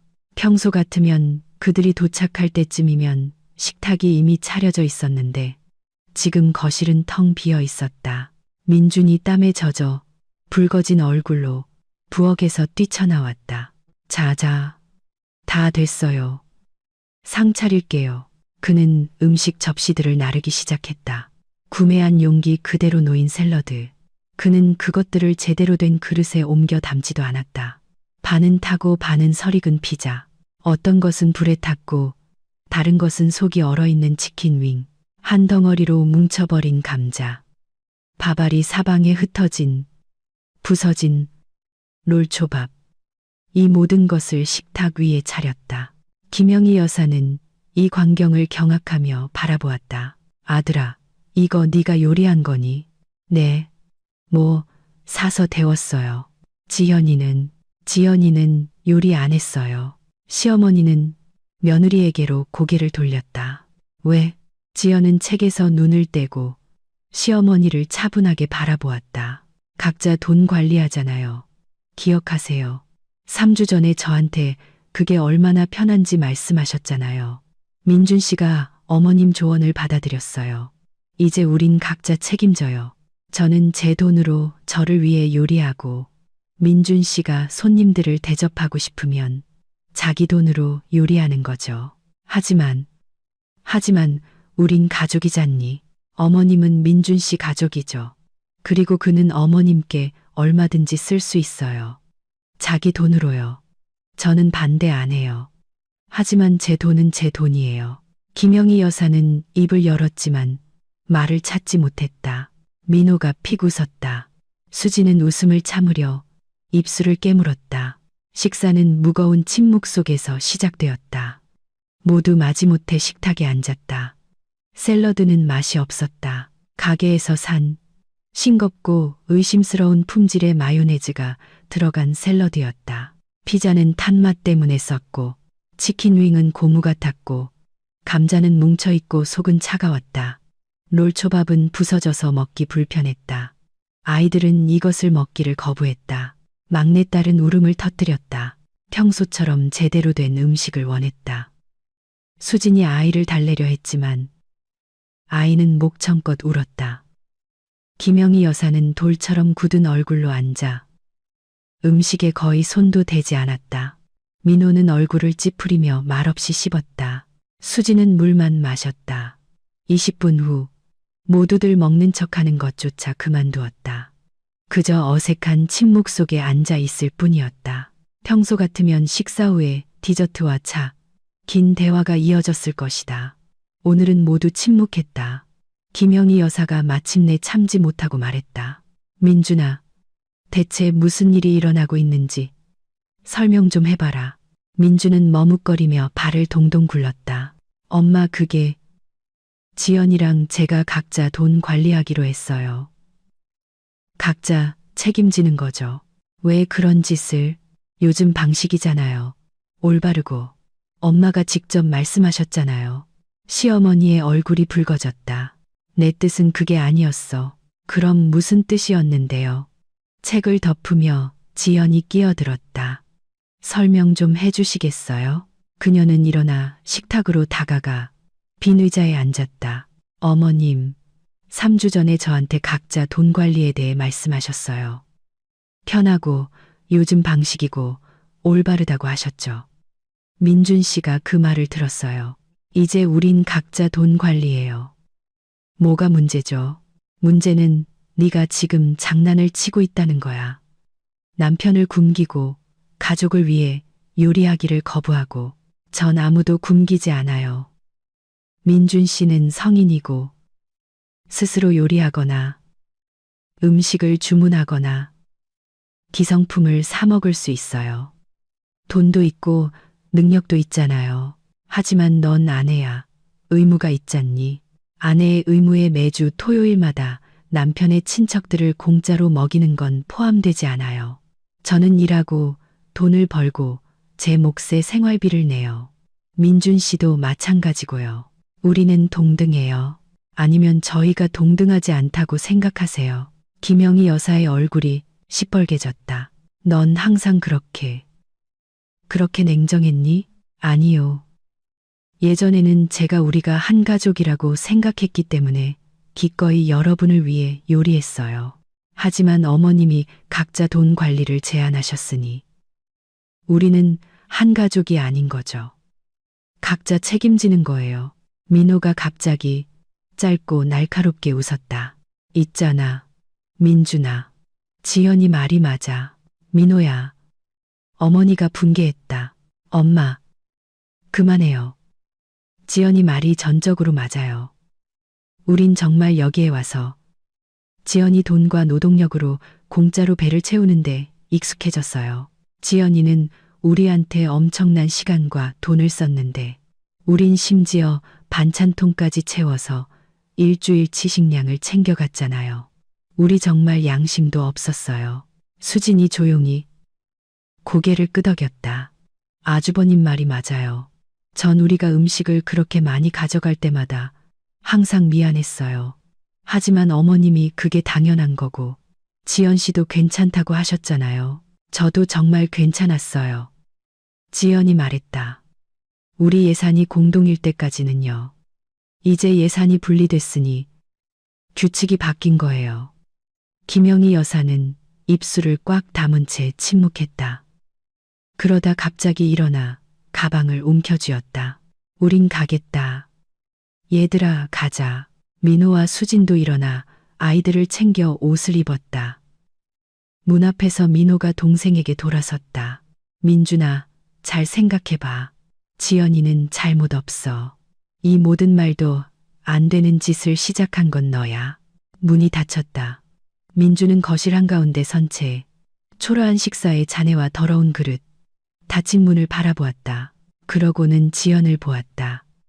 그녀는 소파로 돌아가 책갈피를 끼워둔 페이지를 펴고 다시 읽기 시작했다. 지연아, 응? 이제 정말 그만하면 안 될까? 예전처럼 다 되돌리자. 민준 씨, 이제 겨우 3일 지났어. 당신이 직접 제안한 각자 돈 관리. 3일 만에 벌써 포기하는 거야? 포기하는 게 아니야. 그냥 이게 잘못됐다는 걸 깨달았을 뿐이야. 구체적으로 뭐가 잘못됐는데? 이 모든 거, 각자 밥 먹고, 각자 요리하는 거, 우린 가족이잖아. 같이 해야지. 그럼 왜 각자 돈 관리를 제안했는데? 민주는 침묵했다. 당신은 전처한테 재산 다 뜯긴 동료, 최대리 얘기를 들었지. 그리고 각자 돈 관리 아이디어를 던져준 당신 어머니 말을 들었지. 그래서 내가 당신을 이용하고 있고 당신 돈을 함부로 쓴다고 생각한 거야. 내 말이 맞아? 꼭 그런 건 아니야. 정확히 그렇지. 당신은 각자 돈 관리가 당신에게 통제권을 줄 거라고 생각했어. 내가 내 돈만 쓰고 당신은 당신 돈만 쓰면 모두가 만족할 거라고. 하지만 당신은 각자 돈 관리가 각자의 삶을 의미한다는 건 생각 못했지. 모든 면에서 각자 책임지는 거. 민주는 소파에 앉아 두 손에 얼굴을 묻었다. 내가 바보였어. 응, 바보였지. 하지만 바로잡을 수 있어. 그는 희망에 찬 눈으로 그녀를 올려다보았다. 용서해 줄 거야? 용서에 대해 말하기는 일러. 먼저 당신이 무슨 짓을 했는지 제대로 이해해야 해. 지연은 책을 내려놓고 일어나 부엌으로 갔다. 노트북을 들고 돌아와 민준 옆에 앉아 지출 내역 파일을 열었다. 봐. 이게 지난 1년간 우리 지출 내역이야. 모든 항목별로 영수증과 증빙 자료까지 다 있어. 민주는 숫자를 보았고 그의 눈은 점점 더 커졌다. 당신 가족을 위한 주말 식사비 1년에 720만 원. 이건 순수 식료품 비용이야. 내 시간, 전기세, 수도세는 포함되지 않았어. 난 몰랐어. 우리 둘을 위한 평소 식료품비 1년에 720만 원, 공과금 240만 원, 각자 120만 원씩, 생활용품 120만 원, 내 옷값 200만 원, 양가 친지 선물 250만 원. 지연은 항목을 하나씩 보여주었다. 민주는 창백해지며 침묵했다. 결론적으로 내 월급 500만 원에서 가족을 위한 지출로 거의 다 나가. 남는 건 40만 원 정도야. 지연아, 그리고 당신은 월급 350만 원에서 생활비 통장으로 약 150만 원만 내. 나머지 200만 원은 당신 자신을 위해 쓰지. 기기, 친구, 어머니 용돈으로. 어디에 공정함이 있지? 민주는 침묵했다. 지연은 노트북을 닫았다. 이게 내가 각자 돈 관리에 동의한 이유야. 당신이 내가 우리 가족에게 실제로 얼마나 기여하고 있는지, 그리고 그 대가로 뭘 받는지 보게 하려고. 칼국수 면이 넓다는 지적 말이야. 그녀는 일어나 노트북을 테이블에 놓았다. 이걸 진심으로 이해하게 되면 그때 용서에 대해 얘기하자. 지연은 침실로 들어가 문을 닫았다. 민주는 소파에 앉아 허공을 응시했다. 머리가 생각으로 터질 것 같았다. 그는 정말로 몰랐다. 계산하지 않았고 생각하지 않았다. 지연이 요리하고 청소하고 돌보는 것을 당연하게 여겼다. 그게 정상이고 그래야만 한다고 생각했다. 하지만 알고 보니 그는 그저 이용하고 있었을 뿐이었다. 그녀가 하는 모든 일에 대해 값을 치르지 않고 그녀 덕분에 편안하게 살면서 심지어 그가 그녀를 먹여 살린다고 생각할 만큼 뻔뻔했다. 저녁에 그는 저녁을 준비하려 했다. 스파게티를 삶고 통조림 소스를 부어 섞었다. 먹을 수 없을 정도로 맛이 없었다. 그는 한 입 한 입 억지로 삼키며 먹었다. 지연은 침실에서 나와 채소를 곁들인 스테이크를 준비했다. 그녀는 부엌에서, 그는 거실에서 식사했다. 그들은 대화하지 않았다. 일요일은 무거운 침묵 속에서 지나갔다. 민주는 아파트를 청소하려 했지만 어디서부터 시작해야 할지 몰랐다. 거실에 진공 청소기를 돌리고는 기운이 다 빠졌다. 빨래를 하려다 세탁 모드를 잘못 선택해 옷이 줄어들었다. 지연은 자기 일을 했다. 노트북으로 일하고 책을 읽고 드라마를 보며 남편을 무시했다. 저녁에 어머니에게서 전화가 왔다. 그는 베란다로 나갔다. 길고 힘든 대화였다. 김영희 여사는 요구하고 비난하고 압박했다. 민주는 설명하려 했지만 그녀는 듣지 않았다. 그가 베란다에서 돌아왔을 때 얼굴은 잿빛이었다. 지연은 그를 보았지만 아무 말도 하지 않았다. 그들은 각자 침대 반대편에 누워 잠이 들었다. 민주는 밤새 뒤척이며 생각에 잠겼다. 지연은 양심에 거리낄 것이 없어 평온하게 잤다. 월요일, 새로운 한 주가 시작되었다. 민주는 아침도 먹지 않고 일찍 출근했다. 요리할 줄 몰랐고 매일 카페에서 사 먹기에는 돈이 많이 들었다. 지연은 베리를 곁들인 오트밀로 아침을 먹고 커피를 마신 뒤 사무실로 향했다. 근무일은 바빴다. 중국 공급 업체와 또 문제가 생겼다. 서류를 잘못 처리했는지 아니면 다른 문제인지 지연은 3시간 동안 전화를 걸고 이메일을 쓰고 조율하며 문제를 파악했다. 점심시간이 되어서야 모든 것이 해결되었다. 회사 구내식당에서 옆 부서 동료를 만나 일과 날씨에 대해 이야기했다. 지연은 집안 사정에 대해서는 한마디도 하지 않았다. 개인적인 일을 남에게 드러내는 것을 좋아하지 않았다. 저녁에 민주는 늦게 퇴근했다.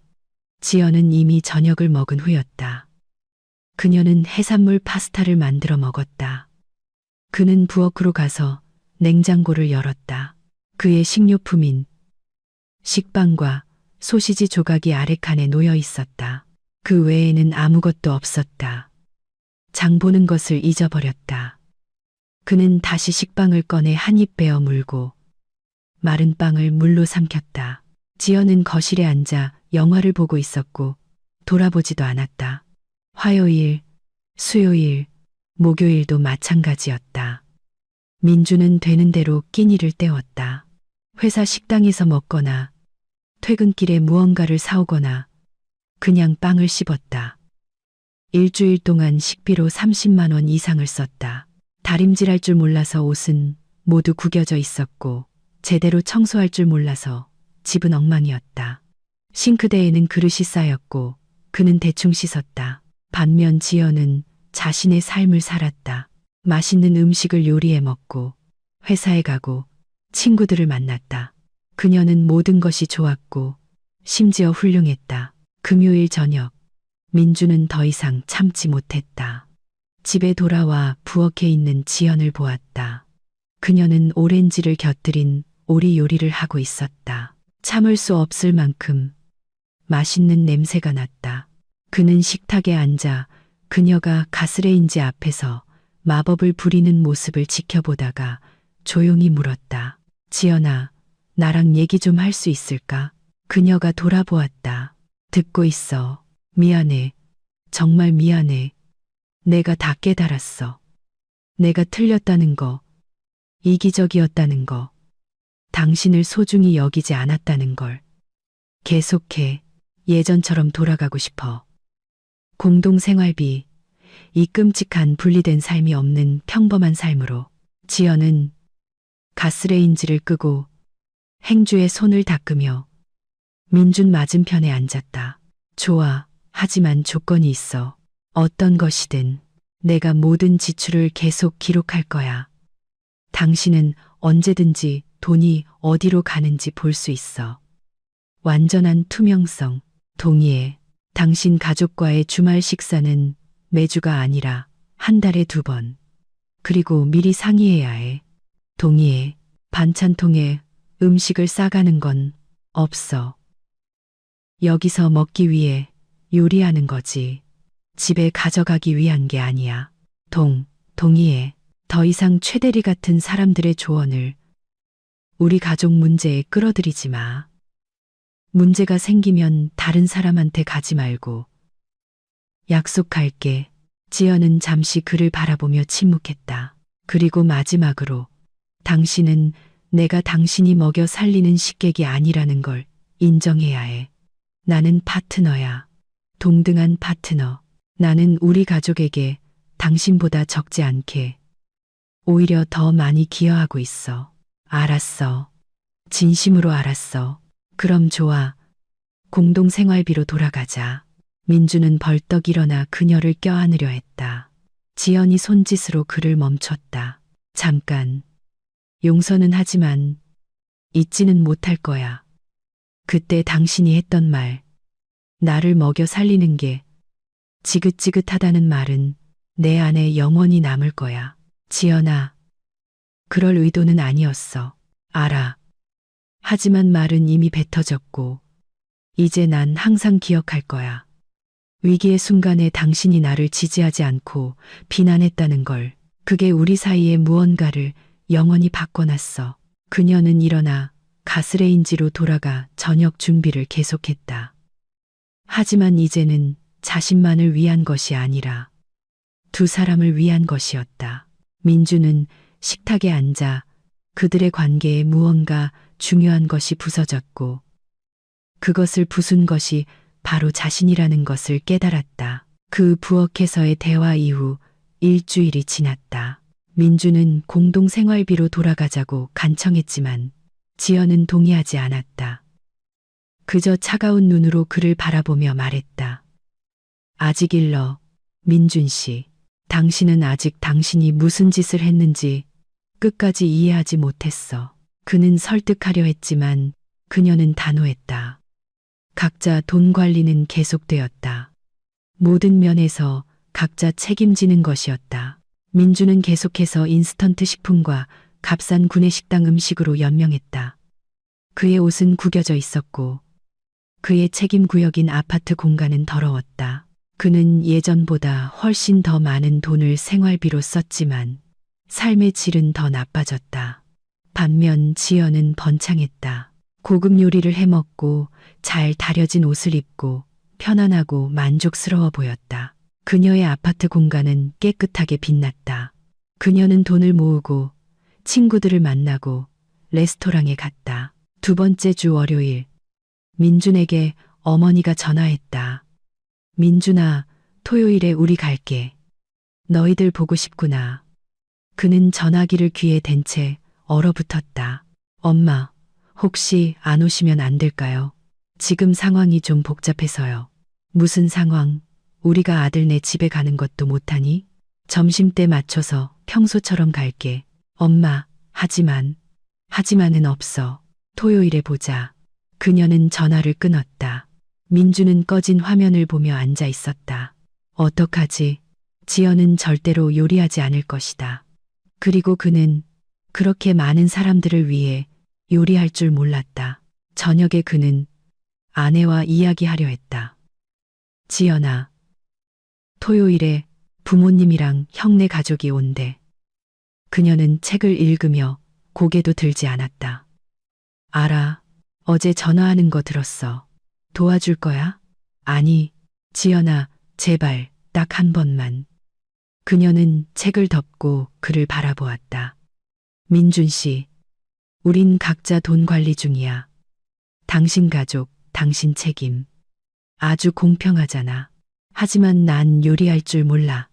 배워. 아니면 배달시키든가, 기성품을 사든가. 방법은 있어. 지연아. 아니, 민준 씨. 진심이야. 당신이 각자 돈 관리를 원했고, 얻었잖아. 그렇게 살아. 그녀는 일어나 침실로 들어갔다. 민주는 소파에 앉아 머리를 감싸 쥐었다. 그는 일주일 내내 스트레스에 시달렸다.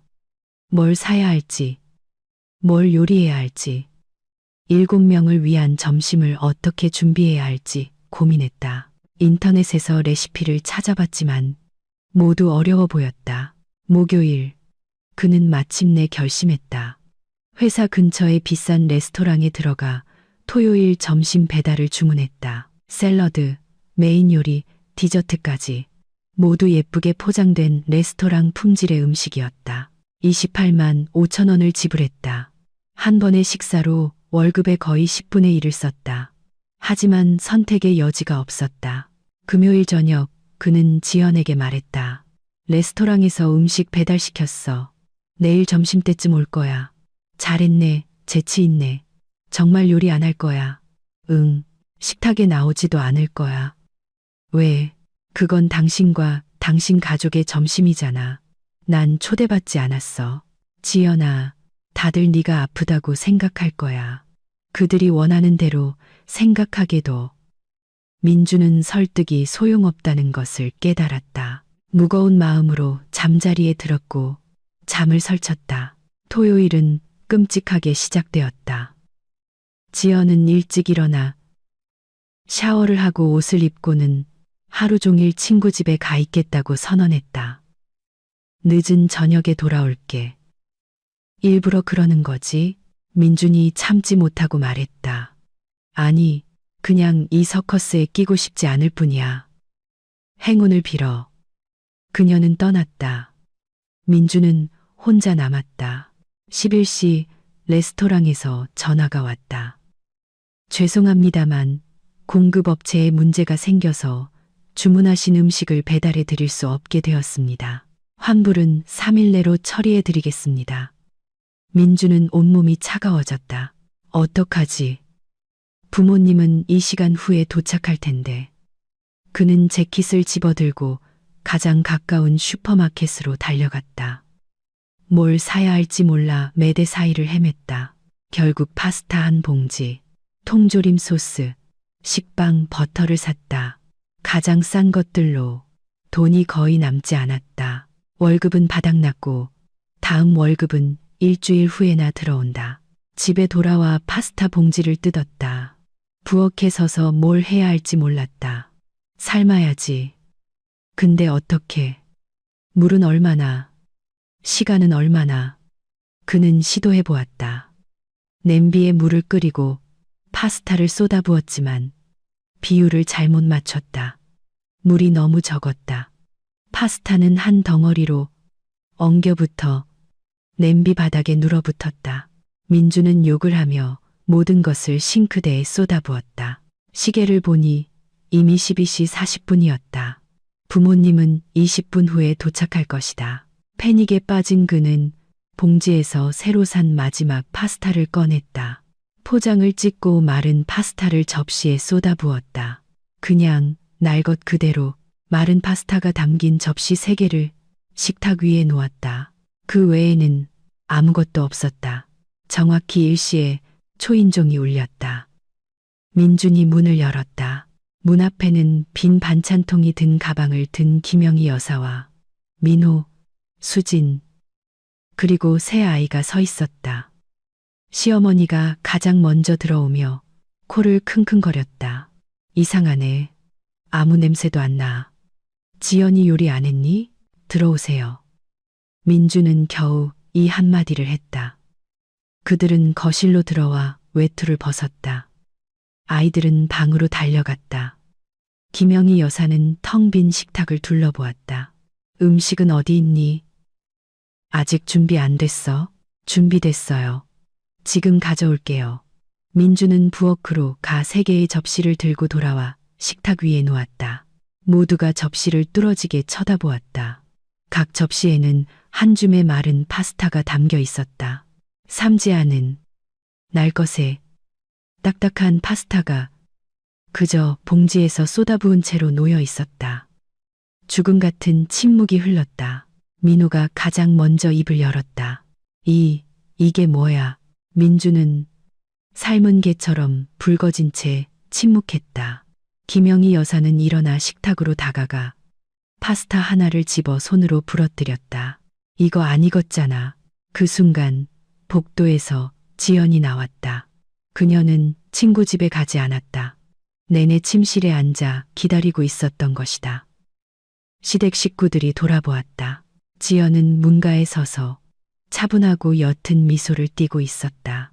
그러자 김영희 여사가 소리쳤다. 이게 대체 뭐냐? 얘가 우리한테 뭘 내놓은 거야. 지연은 천천히 식탁으로 다가가 마른 파스타가 담긴 접시들을 보고는 시댁 식구들을 향해 고개를 들었다. 그리고 늘 그렇듯 공짜로 배 터지게 먹으러 온 시댁 식구들이 부엌으로 들어섰을 때 그들은 눈앞의 광경에 경악하며 소리를 질렀죠. 그녀는 의미심장한 쉼을 두었다. 거기엔 제가 그들을 위해 준비한 마른 파스타가 있었거든요. 심지어 삶지도 않았죠. 김영희 여사는 망연자실했다. 네가 일부러 이런 짓을.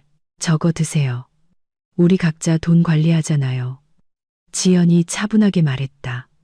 그녀는 민준에게로 고개를 돌렸다. 당신 식료품 중에 남은 건 파스타뿐이었지. 그러니 맛있게 드세요. 흘리지 마시고요. 무덤 같은 침묵이 흘렀다. 김영희 여사는 입을 벌린 채 서 있었다. 민호는 배를 움켜쥐었다.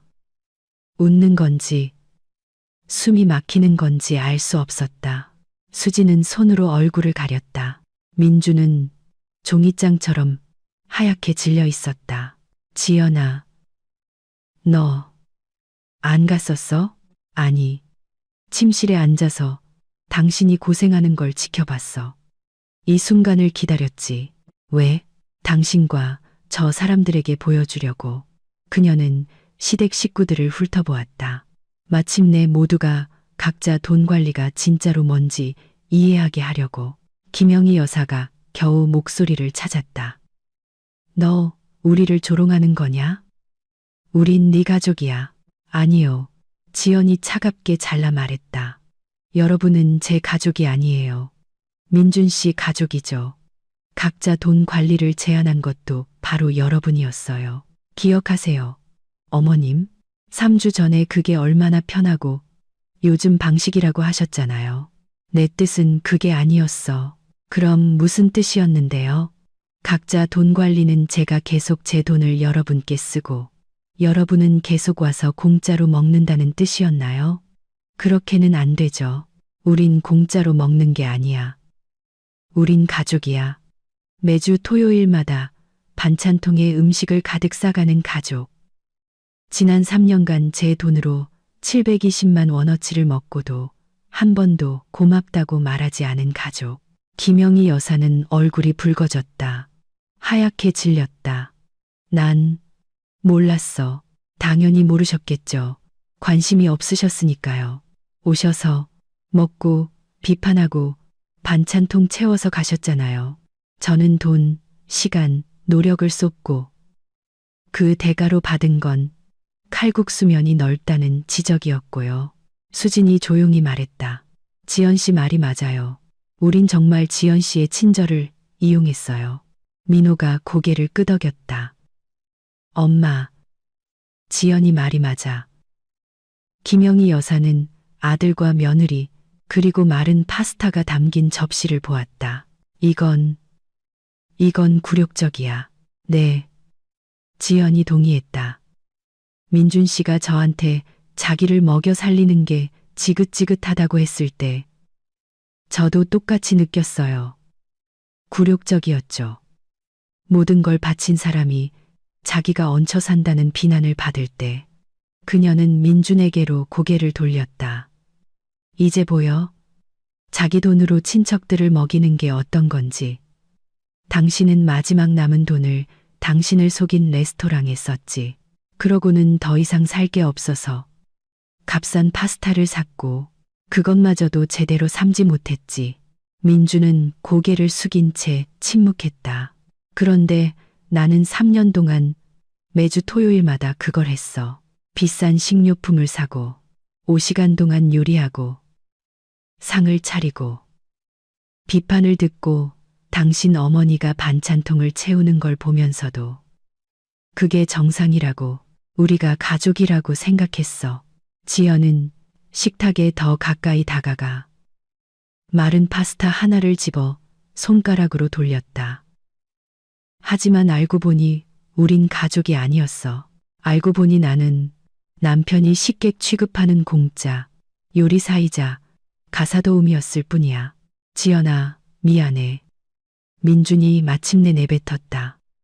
내가 완전 바보였어. 생각도 못했고 이해도 못했어. 이제는 이해해. 응, 이해해. 제발 용서해줘. 그는 모두의 앞에서 바닥에 그대로 무릎을 꿇었다. 두 손을 빌듯이 모았다. 용서해줘. 예전처럼 다 되돌리자. 내가 다 깨달았어. 너를 소중히 여길게. 최대리 말도 안 들을게. 엄마 조언도 안 들을게. 제발 용서만 해줘. 지연은 위에서 아래로 그를 오랫동안 내려다보았다. 모두가 숨을 죽이고 그녀의 대답을 기다렸다. 일어나, 민준 씨. 그가 일어섰다. 얼굴은 눈물범벅이었고 눈은 빨갛게 충혈되어 있었다. 용서할게. 그는 안도의 한숨을 내쉬며 그녀에게 다가갔지만 그녀가 손을 들어 멈췄다. 하지만 조건이 있어. 아주 중요한 조건들. 뭐든지 말해. 공동 생활비로 돌아가지만 내가 모든 지출을 완벽하게 기록할 거야. 당신은 언제든지 돈이 어디로 가는지 볼 수 있어. 동의해. 당신 가족과의 주말 식사는 한 달에 한 번. 그 이상은 안 돼. 그리고 미리 상의해야 해. 동의해. 반찬통에 음식을 싸가는 건 없어. 여기서 먹기 위해 요리하는 거야. 가져가고 싶으면 따로 돈을 내야 해. 김영희 여사가 움찔하며 반박하려 했지만 민호가 그녀의 어깨에 손을 얹었다. 엄마, 가만히 계세요. 이게 공평한 거예요.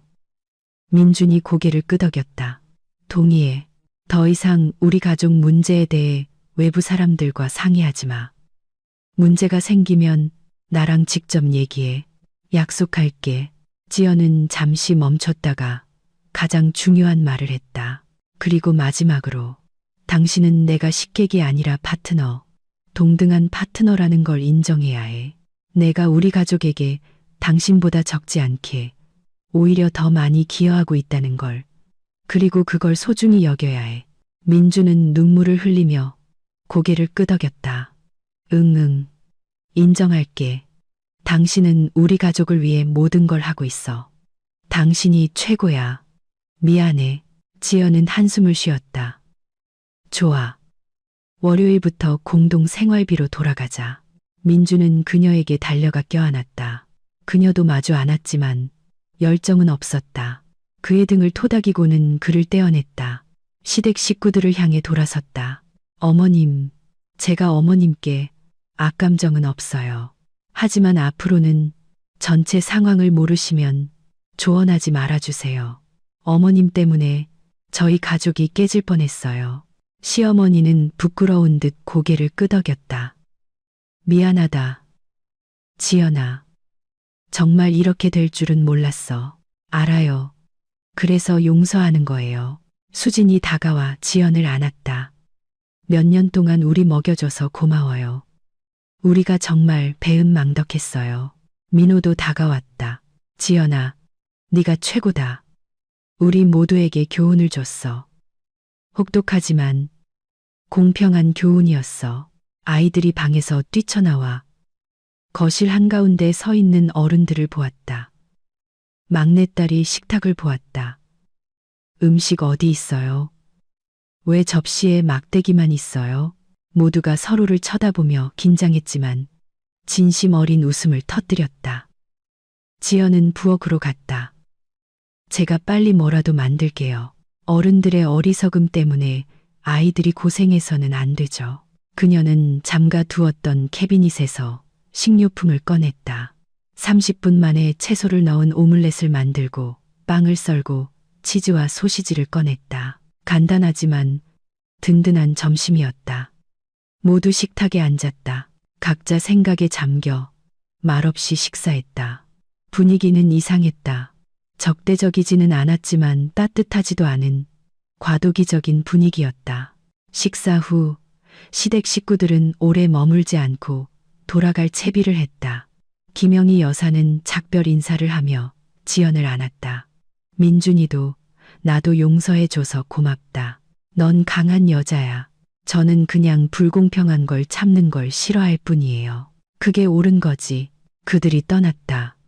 문이 닫혔다. 민준과 지연은 둘만 남았다. 그는 죄책감 어린 눈으로 그녀를 바라보았다. 지연아, 응? 정말 용서한 거야? 응. 민준 씨. 용서했어. 그럼 모든 게 예전처럼 돌아가는 거야? 지연은 침묵했다. 아니, 예전처럼 돌아가지는 않을 거야. 다르게 될 거야. 더 나쁘게, 그냥 다르게. 당신이 그 말을 했을 때 우리 사이에 무언가 부서졌어. 중요한 거. 신뢰, 친밀감, 우리가 한 편이라는 확신 같은 거. 고칠 수 있을까? 모르겠어. 시간이 알려주겠지. 민주는 고개를 끄덕였다. 두 번째 기회, 마지막 기회를 얻었다는 것을 알았다. 그리고 이 기회를 놓치면 더 이상은 없을 것이다. 그들은 말없이 식탁을 치우기 시작했다. 각자 자기 일에 몰두했다. 삶은 계속되었지만 더 이상 예전 같지는 않았다. 그 기억에 남는 토요일 점심 이후 한 달이 지났다. 민주는 정말로 변했다. 더 세심해지고 다정해지고 시키지 않아도 집안일을 도왔다. 무엇을 도울 수 있는지 물었고 그녀의 하루가 어땠는지 관심을 가졌다. 더 이상 최대리의 조언을 듣지 않았다. 오히려 그 동료와 거리를 두었다. 업무 외에는 대화하지 않았다. 김영희 여사도 변했다. 더 차분해지고 정중해졌다. 약속대로 한 달에 한 번 왔고 식사하고 감사 인사를 하고 반찬통 없이 비판 없이 돌아갔다. 겉으로는 삶이 정상 궤도에 오른 것처럼 보였지만 지연은 마음속 어딘가가 여전히 부서져 있음을 느꼈다. 그녀는 민준을 보며 무조건적으로 신뢰하는 남편이 아니라 자신을 배신할 수 있는 사람을 보았다. 힘든 순간에 지지해주지 않고 지켜주는 대신 비난할 수 있는 사람. 그녀는 계속해서 별도의 계좌에 돈을 모았다. 매달 월급의 3분의 1, 임의일 500만 원 이상이 모였다. 만약을 위한 그녀의 비상 탈출구였다. 민주는 이 계좌에 대해 몰랐고 알 필요도 없었다. 왜냐하면 지연은 이제 항상 머릿속에 플랜 B를 두고 있었고 필요하다면 언제든 떠날 준비가 되어 있었기 때문이다. 그녀는 더 이상 자신을 남김없이 바치고 무조건적으로 믿고 결혼을 깨지지 않는 것으로 여기는 그런 아내가 아니었다.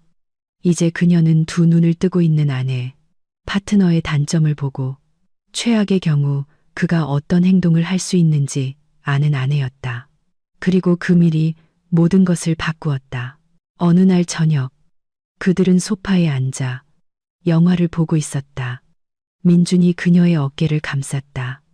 지연은 피하지 않았지만 더 가까이 기대지도 않았다. 조용히 앉아 화면을 응시했다.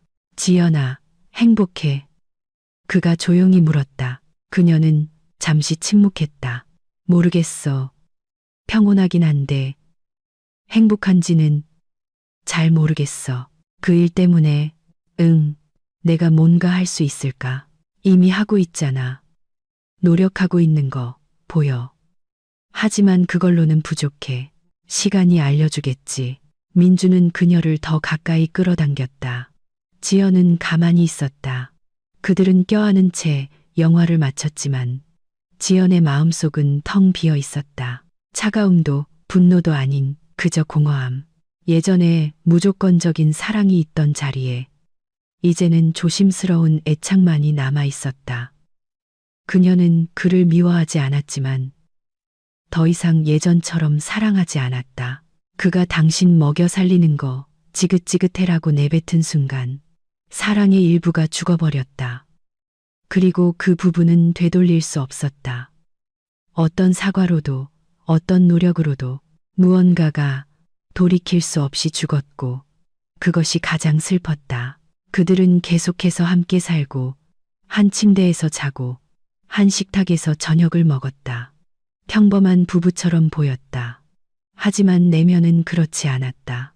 민주는 시간이 지나면 모든 것이 돌아올 것이라고, 지연이 다시 사랑스러운 눈으로 자신을 바라볼 것이라고, 예전의 친밀감이 다시 생길 것이라고 희망했다. 하지만 지연은 그것이 결코 일어나지 않을 것임을 알았다. 그녀는 용서했지만 잊지 않았고 결코 잊지 못할 것이다. 어떤 상처는 아물지 않기 때문이다. 딱지가 않고 아픔은 냈지만 흉터는 영원히 남는다. 그리고 민준을 볼 때마다 그녀는 그 흉터를 보고 그 말들을, 그 배신을 떠올리며 감정적인 거리를 두었다. 더 이상 그를 완전히 신뢰할 수 없었기 때문이다. 그리고 신뢰 없이는 진정한 친밀감은 존재할 수 없다. 반년이 지나고 1년이 지났다. 그들은 여전히 함께였고 다툼 없이 평온하게 살았다. 민주는 계속해서 노력했고 지연은 계속해서 거리를 두었다. 적금 계좌는 불어났다. 이 0만 원, 이 500만 원, 300만 원. 어느 날 민준이 물었다. 지연아, 언젠가는 나를 진심으로 용서해 줄 거야? 그녀는 그를 바라보았다. 나는 그날 바로 당신을 용서했어. 하지만 용서하는 것이 잊는다는 뜻은 아니고 다시 신뢰한다는 뜻도 아니야. 그럼 넌 나를 신뢰하지 않는다는 거야? 예전처럼은. 아니, 그 신뢰를 되찾을 수 있을까? 모르겠어. 아마도 아닐 거야. 그럼 우리는 왜 같이 있는 거야? 지연은 생각에 잠겼다. 습관 때문에. 아마도. 편하니까. 이혼은 복잡하잖아. 하지만 넌 더 이상 날 사랑하지 않는 거지. 사랑해. 하지만 예전 같지는 않아. 더 차갑게. 민주는 고개를 숙였다. 내가 모든 걸 망쳤어. 응. 그리고 고칠 수 없는 거지. 아마도 그럴 거야. 그들은 침묵했다. 나란히 앉아 있었지만 각자 다른 세상에 있었다. 민주는 자신이 그녀를 영원히 잃었다는 것을 깨달았다. 그녀가 물리적으로는 옆에 있더라도 감정적으로는 이미 떠나 있었다. 그리고 그것이 그의 실수에 대한 대가, 그가 보였던 불신에 대한 대가, 되돌릴 수 없는 말들에 대한 대가였다. 그는 용서를 얻었지만 사랑을 잃었다. 그리고 그것은 돌이킬 수 없는 손실이었다. 지연은 계속해서 살고, 일하고, 요리하고, 집을 돌보았다. 겉으로는 아무것도 변하지 않았지만 내면적으로 그녀는 이미 자유로웠다. 이 결혼에서 감정적으로 자유로워졌다. 그녀는 그저 동정심, 습관, 상처를 주기 싫은 마음 때문에 남아 있었지만 사랑은 더 이상 없었다. 그리고 언젠가 그녀는 떠날 힘을 찾을 것이다. 오늘은 아니고 내일도 아니겠지만 언젠가는. 사랑 없이 사는 것은 불가능하니까. 그리고 지연은 참는 그런 여자가 아니었다. 결코 그런 적이 없었고 앞으로도 그럴 것이다.